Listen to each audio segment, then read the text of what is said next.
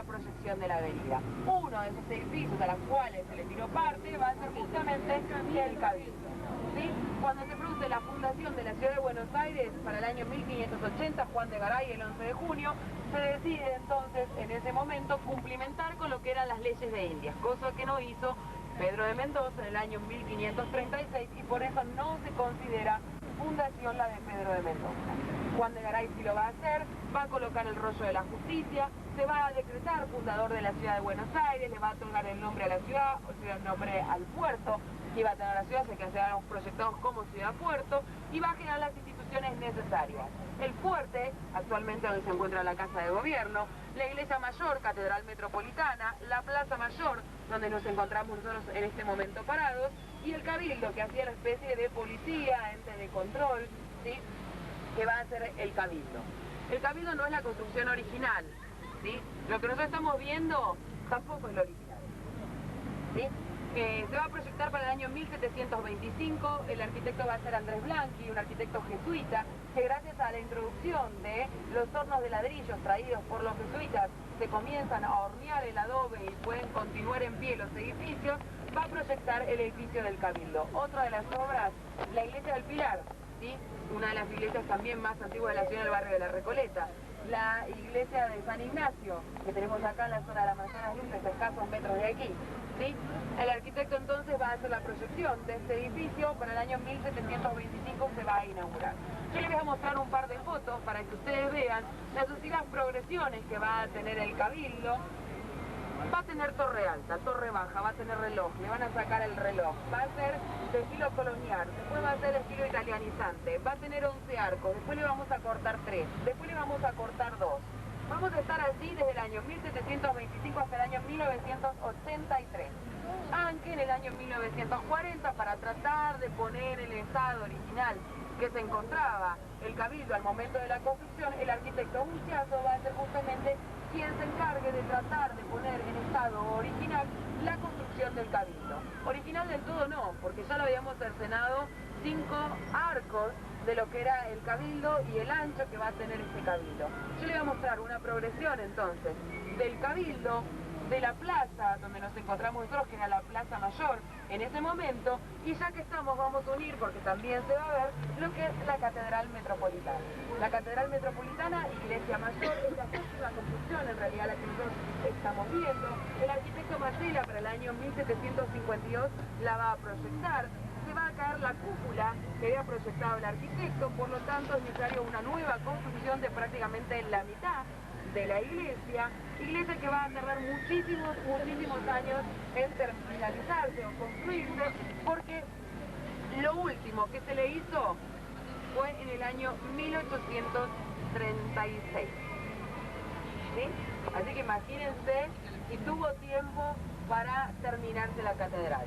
Para entre el año 1822 y 1827 se le va a colocar la escalinata de acceso, las 12 columnas que están representando a los apóstoles y el frontis en la parte superior. El gusto que había en ese momento por la arquitectura clásica que nosotros estamos viendo. Las 12 columnas de fuste liso con capitel compuesto. El capitel es la parte superior que remata la columna. Hojas de acanto y volutas, que son las pequeñas bolitas que se ven en la parte superior. ¿Sí? El frontis, que primeramente estuvo sin decorar, hasta que en el año 1863 se hace la construcción o la decoración del frontis de la parte superior, donde lo que se ve allí es el encuentro de Jacob con su hijo José. Si nosotros vemos a simple vista no nos da la sensación de una iglesia, y nos da más la sensación de una institución financiera, una institución de poder, judicial, quizás por reminiscencia de lo que es el Palacio de Justicia, pero no tanto de una iglesia. Esta es la Catedral Metropolitana, significa que es asiento del arzobispo. ¿Quién es nuestro arzobispo en la actualidad?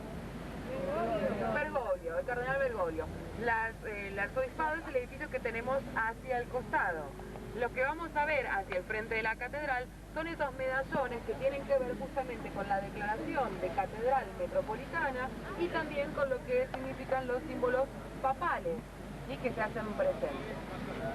En el interior, y la llama votiva, que es lo que estamos viendo, es porque se encuentran los restos del general Don José de San Martín, que fueron repatriados retirado en Francia para el año 1880, se encuentra el mausoleo en el interior y por eso entonces la llama gótica. Yo no pregunté, arranqué y sigo con la lengua y no paro. Tenemos gente de afuera, gente del interior del país, gente de otro país. ¿De dónde? De Mendoza, que es una provincia, de Tucumán. De los barrios.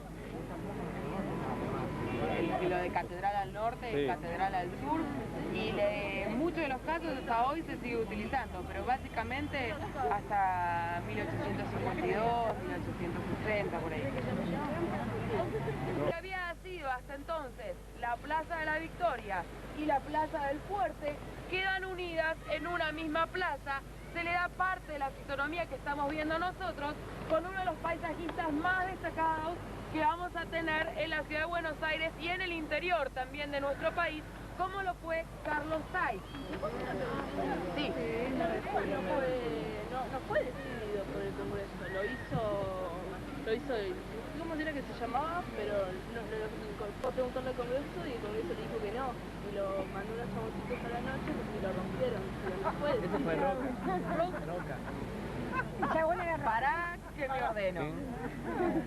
Pará. No, muy bien lo tuyo. Bien. Bueno. A ver. Vámonos. Yo no quería... Yo no Pero quería... fue en esa época, no sé por qué A ver. se ríe, es una falta de respeto. A ver. Tratemos de organizarnos. Lo que me está diciendo es que el tema de tirar abajo la recoba fue bastante complicado. Básicamente. Ahora vamos a ordenarnos un poco en cuanto a esto. ¿Para qué grito? Mira. La tecnología no le No, porque ayuda. te estaba mostrando los cosas y no puedo todo junto. Bien, lo que me estaba diciendo tiene que ver con que tirar abajo la recoba fue bastante complicado. En realidad tiene que ver con que la recoba en ese momento no era propiedad del Estado, sino que había sido adquirida por el señor Anchorena. El señor Anchorena va a ser propietario de esta recoba, que en realidad la recoba daba pérdidas, no generaba ganancias, generaba suciedad además también porque no había sistema de refrigeración, todo lo que no se usaba era tirado a la plaza, perros vagando por la calle, ratas, mugre, sí, bastante complicado. Se decide hacer una especie de licitación o privatización, por decirlo de alguna manera, de la recoba. Se va a presentar para que se compre la recoba, para hacer la explotación, bla bla bla bla bla bla, no aparece ningún comprador, el precio que se decía que se le iba a poner era demasiado elevado para lo que rentaba la recoba, hasta que aparece el señor Anchorena, bastante vivo para los negocios, una de las familias de mayor dinero, pero cuando digo plata es lo que se les ocurra en plata, ¿sí? Dineral lo que tenía este señor, bastante rápido para los negocios. Se acuerda que la municipalidad, el gobierno tenía una pequeña deuda con el señor, entonces decide, bueno, yo me presento y compro la recoba, una oferta bien baja, aproximadamente, supongamos, se pedían 60.000, va a ofrecer 40.000. La mejor oferta que había aparecido hasta el momento para la compra de la recoba. El gobierno le dice al señor Anchorena, ¿cómo no, señor Anchorena? Le vendemos la recoba. El señor Anchorena viene con un papelito que dice, mire, a mí el gobierno me debe 40.000, así que ya saldamos la deuda. Yo me quedo con la recoba, el gobierno no me debe y la recoba es mía. Por lo tanto, al momento de tirar abajo la recoba para cambiar el aspecto, no era municipal, no era del Estado, y sí hubo problemas al momento de tirarla abajo porque sin ton ni son vinieron, agarraron y dijeron, señores, esto hay que sacarlo, y empezaron. Lo hicieron a la noche porque durante el día estaba montada una guardia para que no se tirara abajo la recoba. Eso es más o menos... Sí, a mí me dijo que la fue Roca, creo. Lo que pasa es que eso ocurre durante la presidencia de Roca. ¿Sí?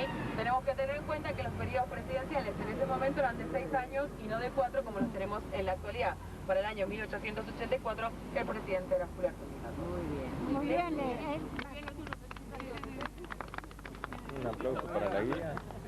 Bien, Acá tenemos, fíjense, el Cabildo ya no tiene torre, le cortamos un pedazo al Cabildo, aparece la apertura de la Avenida de Mayo y tenemos la catedral bastante parecida a lo que tenemos nosotros y tampoco está el Palacio de Gobierno.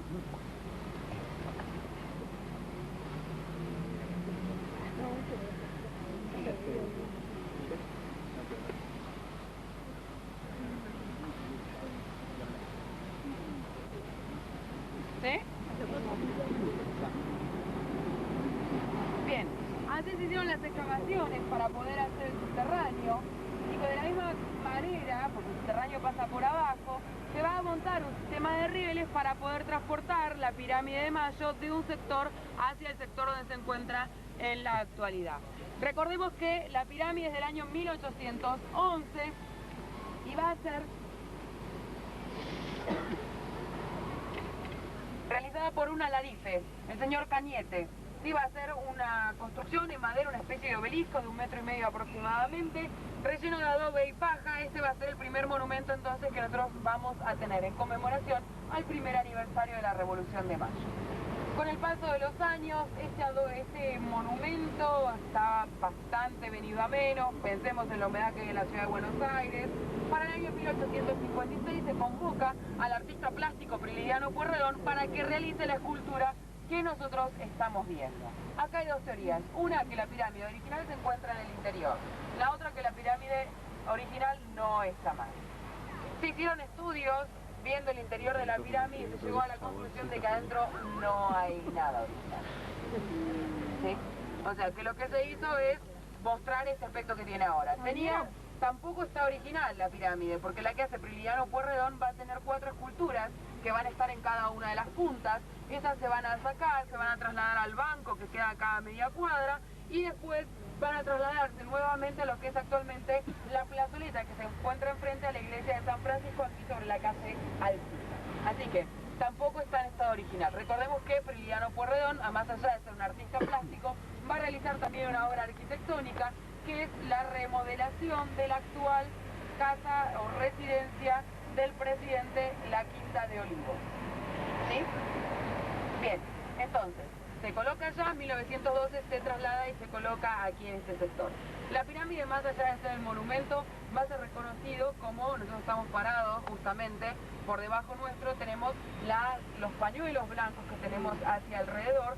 Esto va a recordar justamente a las rondas de la Plaza de Mayo, a las madres y abuelas de Plaza de Mayo, que a partir del último gobierno militar, y para el año 1976, comienzan a reclamar por la aparición de sus hijos que hasta ese momento no encontraban. Azucena Villaflor entonces va a ser la fundadora de las Madres de Plaza de Mayo. Hoy la recordamos con una calle aquí en el vecino barrio de Puerto Madero. Ella también va a ser desaparecida y hace muy poco tiempo atrás se han encontrado los restos mediante esto que llamamos ADN, estos estudios avanzados que tenemos en el día de hoy. Nuestra ciencia ha avanzado muchísimo y podemos reconocer a través del ADN. Aparecieron 2 cuerpos, uno de esos cuerpos era de Azucena Villaflor y hace muy poquito tiempo sus restos fueron depositados justo aquí en la pirámide de la Plaza de Mayo. ¿Sí? Así que es un elemento bastante simbólico. Las rondas todavía siguen ocurriendo aquí los días jueves.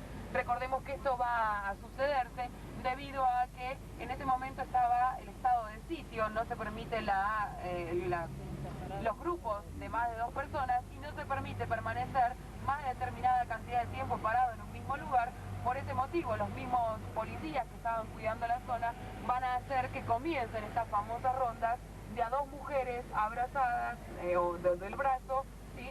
Yendo alrededor de la pirámide reclamando frente a lo que era la casa de gobierno. ¿Sí? ¿Alguna pregunta tenemos hasta acá? Ya vimos la recoda, vimos la pirámide, la cambiamos de lugar, ¿sí? Que sí, en algunos casos están pintados, son los pañuelos, ¿sí? Pero esto es una ordenanza municipal por la cual se autorizó el dibujo entonces de los pañuelos aquí en la Plaza de Mayo. Hacia atrás no es Todo alrededor, vamos a tener todo alrededor de la pirámide, vamos a tener entonces los pañuelos. ¿Cómo venimos hasta acá? Muy bien. Bien. Fruta Rey se supone que es secreto de Estado. Antes es la Casa de Gobierno y el Congreso.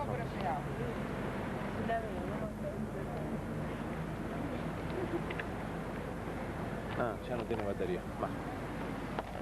A ver si... Con el Congreso, ¿sí? Actualmente tenemos un edificio que produce urticaria, ¿sí? Que es la FIP, sobre la derecha. ¿Sí? Bueno, pero la Administración Federal de Ingresos Públicos es como que genera un poco de escozor. Bien, el edificio de la FIP antiguamente era lo que se denominaba la DGI. Antes todavía antes. Sí, era como un terreno baldío.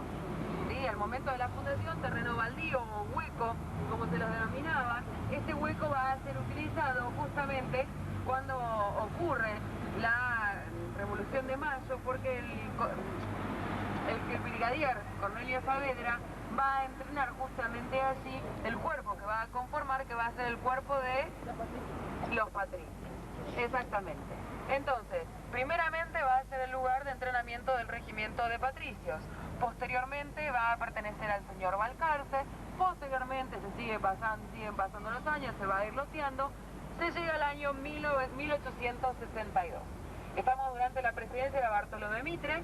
El señor Bartolomé Mitre crea una ordenanza, una ley, por la cual se decide crear, ¿sí?, un espacio físico para que puedan legislar, ¿sí?, nuestros diputados y nuestros senadores. Ya teníamos una forma de gobierno representativa republicana y federal, pero no teníamos un recinto para que nuestros diputados y senadores pudieran sesionar. ¿Dónde lo hacían?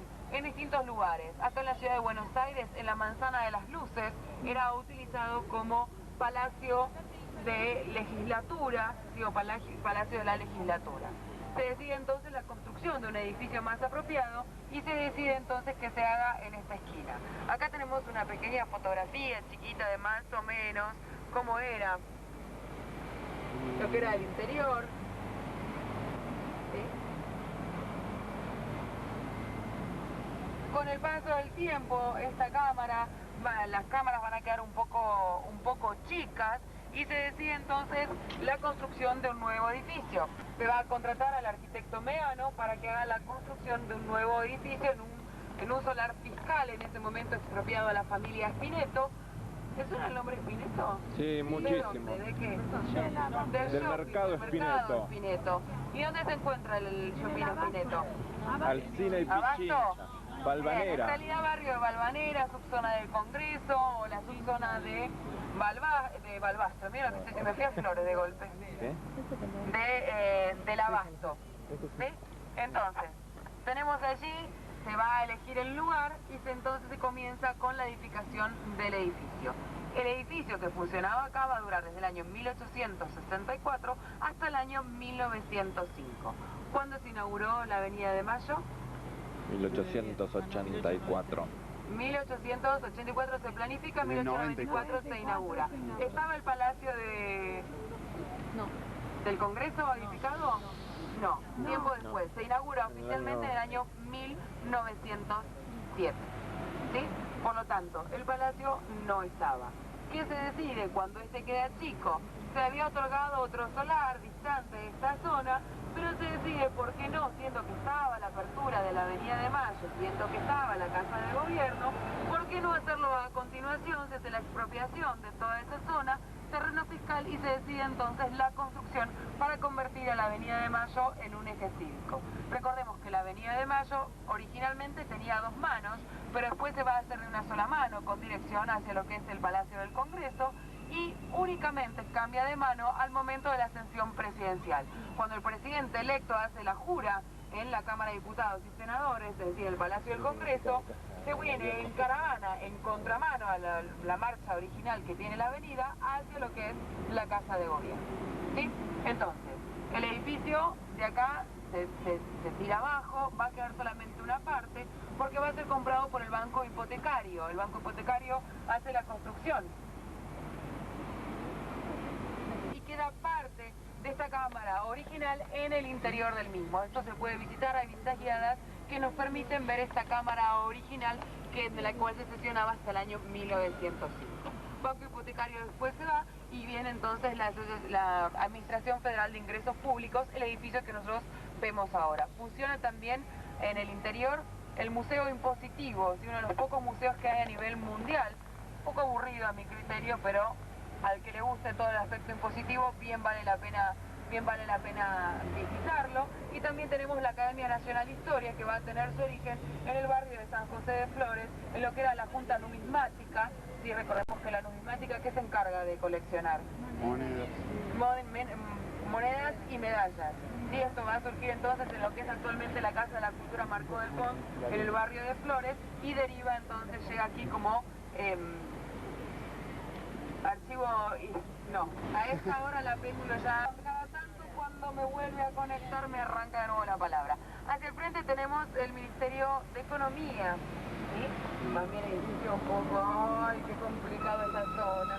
Bien, Ministerio de Economía, si ustedes se fijan en este caso, vamos a tener un estilo arquitectónico similar. Nosotros vemos bastante parecido un edificio con el otro.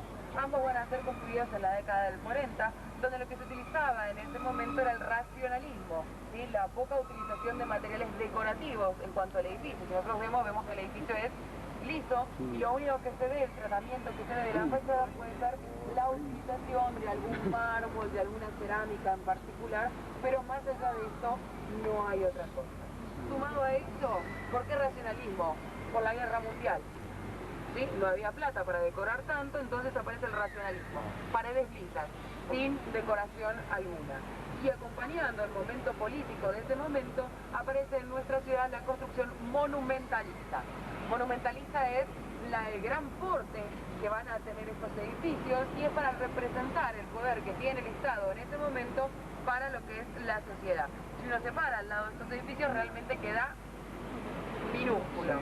¿Sí? Características que se dan entre la década del 40 y el 50 en la ciudad de Buenos Aires. Y ahora llegamos a un embrollo. ¡Oh! ¡Qué complicado! Bien, la Iglesia Mayor, el Cabildo y el puerto.